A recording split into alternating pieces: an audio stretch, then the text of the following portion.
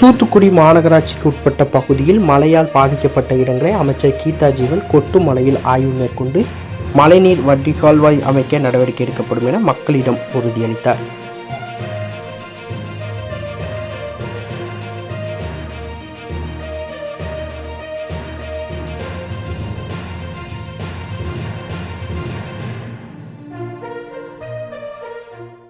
தமிழகம் முழுவதும் 13க்கும் மேற்பட்ட மாவட்டங்களில் கனமழை பெய்யும் என வானிலை ஆய்வு மையம் அறிவித்துள்ளது.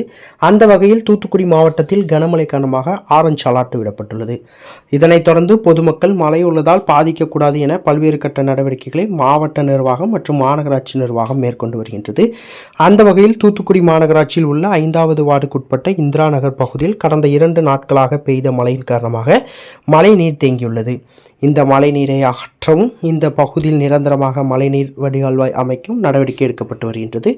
அந்த வகையில் சமூக நலன் மற்றும் மகளிர் உரிமைத்துறை அமைச்சர் கீதா ஜீவன் இந்திரா நகர் பகுதியில் நேரில் ஆய்வு மேற்கொண்டார். அப்பொழுது அங்கு பலத்த மழை பெய்தது. அதையும் பொருட்படுத்தாமல் இந்திரா நகர் பகுதியில் ஒவ்வொரு தெருவாக சென்று ஆய்வு மேற்கொண்டு அந்த பகுதியில் இருந்த மழை நீர் அகற்றவும் அதேபோல் நிரந்தரமாக இந்த பகுதியில் மழை மீது வடிகால் அமைக்க உரிய நடவடிக்கை எடுக்கப்படும் எனவும் அந்த பகுதி மக்களிடம் உறுதியளித்தார். இந்த ஆய்வின் பொழுது தூத்துக்குடி மாநகர திமுக செயலாளர் ஆனந்த சேகர் மற்றும் மாநகராட்சி அதிகாரிகள் உடனிருந்தனர்.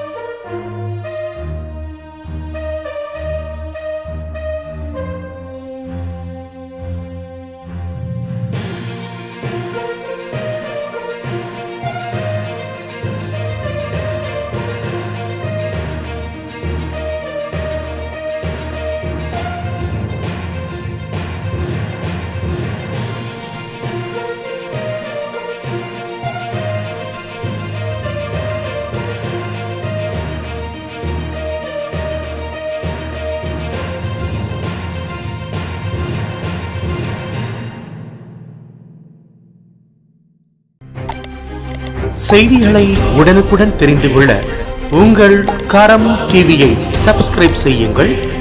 அதோடு பெல் பட்டனையும் கிளிக் செய்யுங்கள்.